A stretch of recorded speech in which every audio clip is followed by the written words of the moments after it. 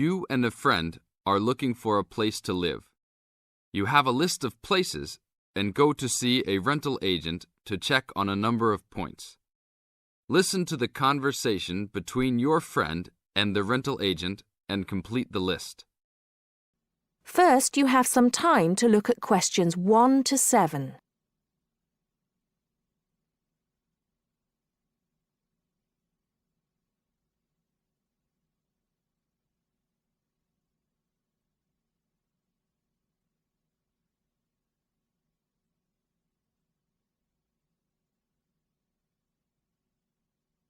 Now listen carefully and answer questions 1 to 7.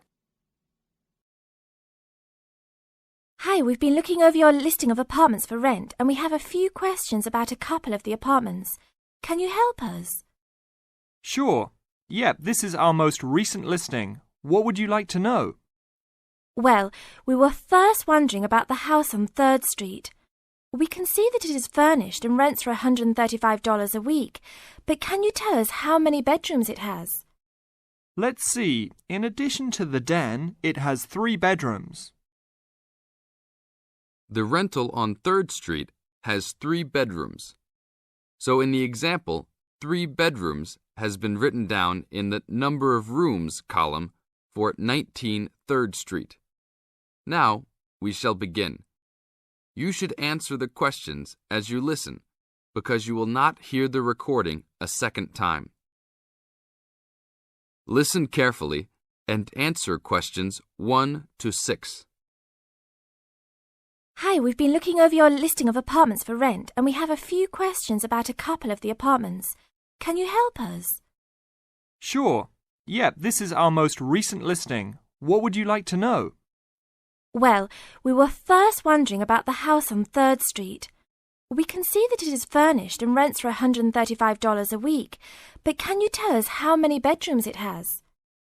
Let's see. In addition to the den, it has 3 bedrooms. What about the one on Route 9N? It looks like it's big with a library and a deck, but it doesn't say how much it costs or anything else about it. Oh yes, Mrs. Gaylor's apartment. That one is actually only a 10-month rental and it is going for $156 per week. It's quite a nice place. She only rents for 10 months each year because of horse racing season. Then her relatives all come to stay, so tenants have to move out.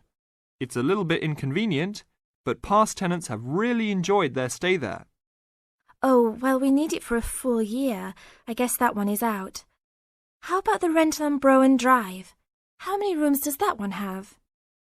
As it says on the list, it has 2 bedrooms and a private kitchen and bath. But it's actually a very small place. That's why it's a bit cheaper. Oh. Well then, what about the one that has 3 large rooms? Who is renting that property? That one is a good deal. Mr. John Smith is renting it. But he's quite eccentric and he has a strict rule about no pets. How about cats? Nope, absolutely no pets.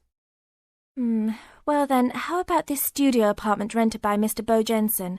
How is that one? That ad is actually a bit deceptive. The studio apartment is the whole upper floor of an older house. It's actually very large and, at $45 a week, quite affordable. And it's near campus. I think I'd like to check that one out. Do you have a telephone number that we can call? It's not on the list? Oh, it isn't. Here it is. You should ring area code 518 and then 543-7790. Thanks. I think I'll call on that one first. Your friend decides that he would like to talk to Mr. Bo Jensen. Before you hear the rest of the talk, you have some time to look at questions 8 to 10.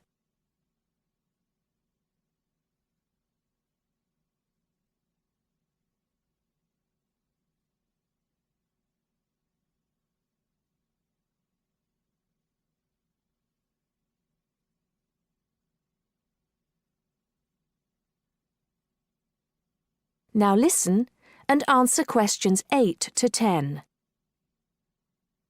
Hello? 1512, Route 9. Yes, is this Mr. Jensen? Yes, it is. Can I help you? Yeah, we're studying here at university and we came across the rental information for the studio apartment that you are renting. Is it still available? Yes, of course. I actually just placed the ad and you're the first person to call. Is there anything you'd like to know about it? Yes, actually there is. As students, we are on the internet a lot, and we heard that some homes in the area have high-speed connections. What type of connection do you have there now? Oh, that's an interesting first question. But I guess I have heard that too. But we just have a phone line here. Nothing fancy.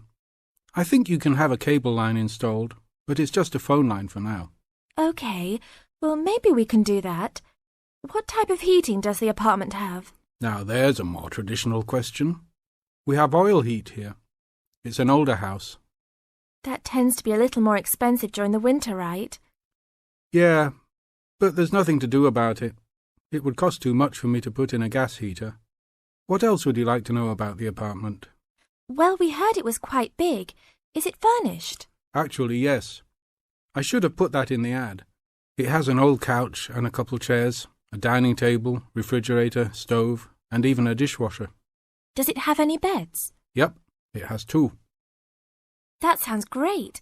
When is the apartment available? You can have it tomorrow night if you want. I just have to clean up a couple things before you get here. Do you want to come over and see it first? No, it sounds fine to us.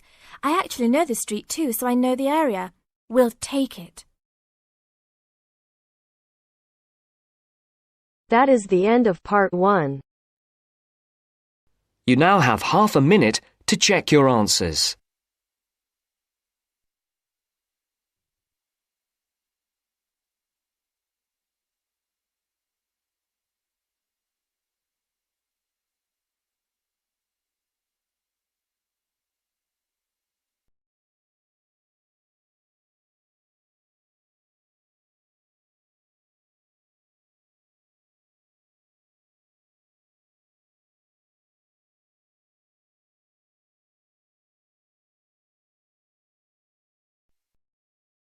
Now turns to part 2.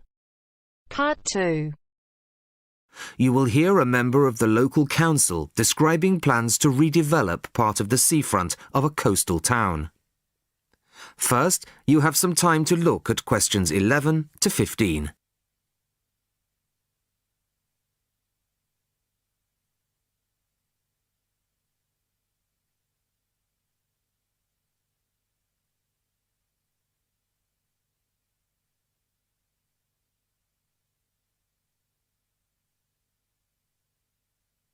Listen carefully to the first part of the talk and answer questions 11 to 15. Good evening, everybody. I wasn't expecting to see so many people. Clearly, this is an issue of great local interest. Thank you all for coming. Well, as you all know, I've come to talk about the council's plans for redeveloping the western part of the seafront. Firstly, of course, the Queen's Parade shopping centre is to be demolished.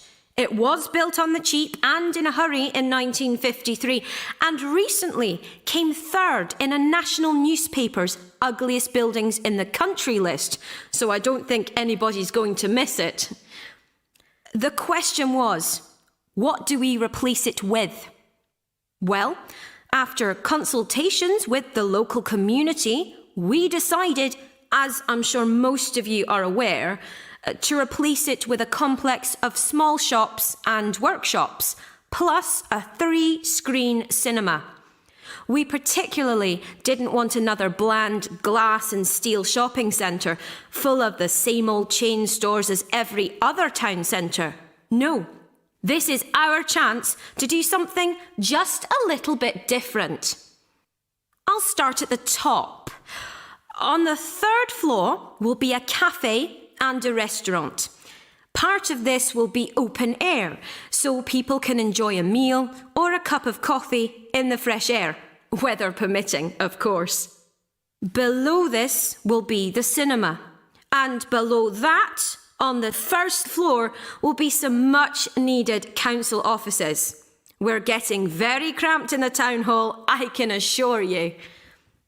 On the ground floor will be 20 small shop units, ranging in size from 20 to 50 square metres. Also on the ground floor will be 5 workshop spaces, which we hope will attract small manufacturing businesses back to the town centre, providing some additional local employment.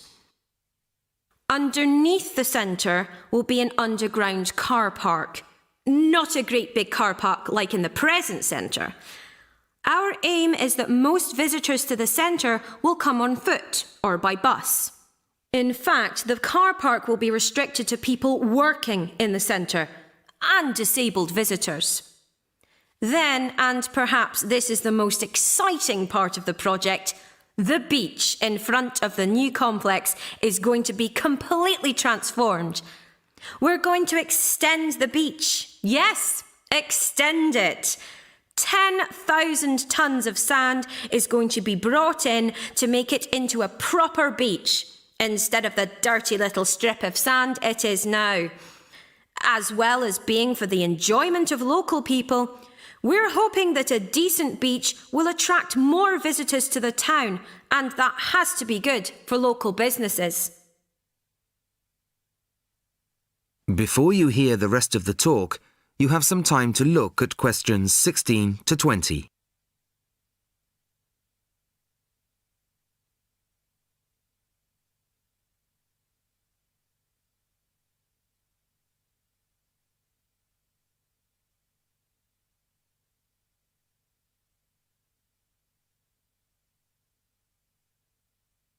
Now listen and answer questions 16 to 20.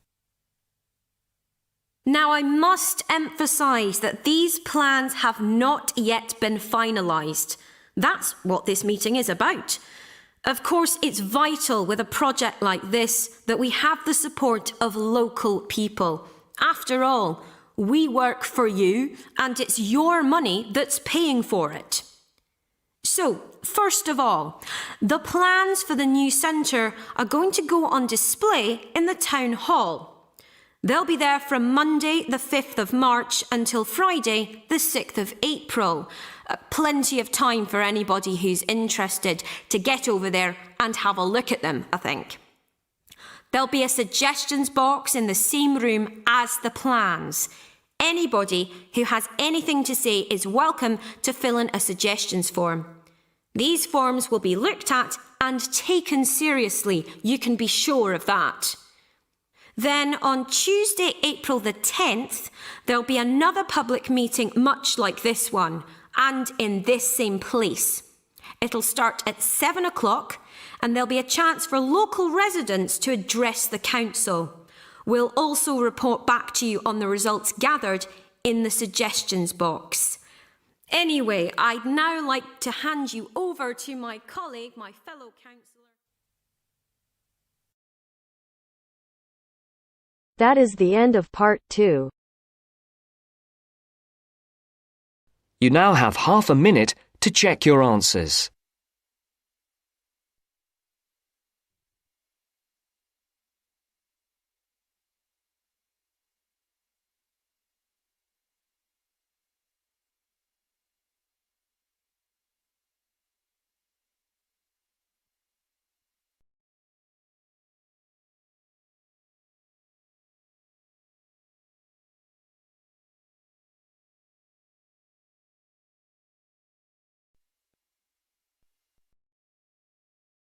Now turns to part 3. Part 3. You'll hear 2 university students discussing a social science lecture they attended. First, you have some time to look at questions 21 to 24.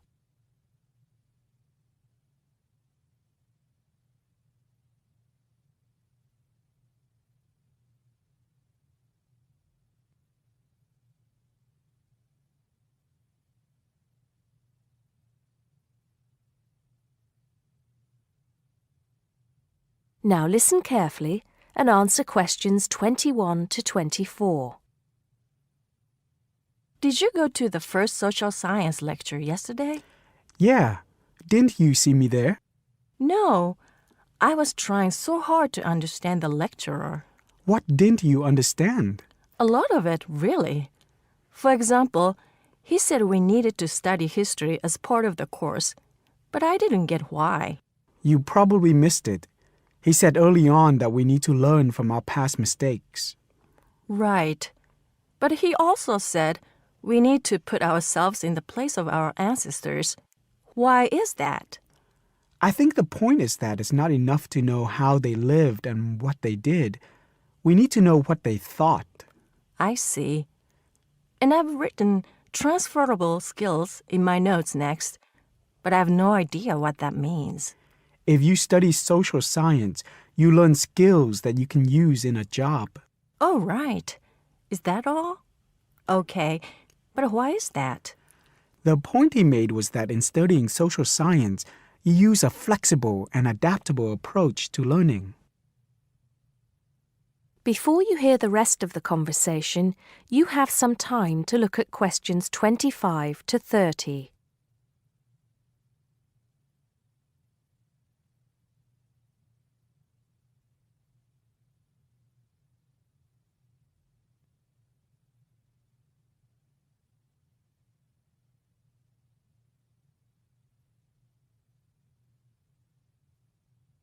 Now listen and answer questions 25 to 30.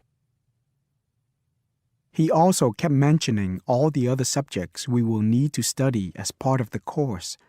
I didn't write them all down, did you? Some of them. I think I can make sense of my notes. The first one was anthropology, which he said would cover prehistory and archaeology as well. Okay. Then there's economics. I wrote down that this was not meant to mean that we will spend all our time looking at economic theory, but more that we need to see how humans behave. That's good. I don't think I could handle economic theory. He said something about education too, didn't he? Yeah. He said we'll be looking at how cultural information is handed down from one generation to the next through teaching children. He said we'd be focusing on geography too, but I can't really remember which aspects. Can you? I noted it down, I think. Here we are, yes, particularly in relation to urban planning. It's law that I got confused about. I didn't understand why he linked that to economics. I think he meant that laws affect the way wealth is distributed. That makes sense. Now, what are the science wars? Okay, I did get that. The science wars are about how social science collects information. In sociology and social work, and in social science generally, they can only study patterns of behavior and observe. If you compare that to the way scientists work in physics or chemistry, it's very different because they use specific experiments that can be tested and which give concrete answers. Social studies is often accused of being unscientific. That's all. Okay. But it still looks like a good course, doesn't it? You don't have any regrets, do you? None at all. I'm looking forward to it. That is the end of part 3. You now have half a minute to check your answers.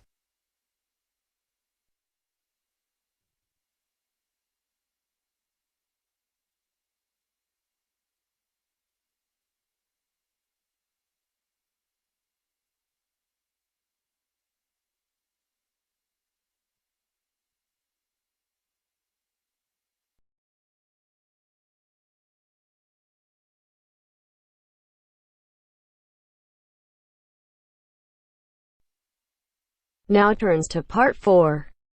Part 4. Hear a talk given by Don Parker, an expert on computer security, about the computer criminals. As you listen to the talk, fill in the gaps numbered 31 to 40. First, you will have some time to look at the notes below.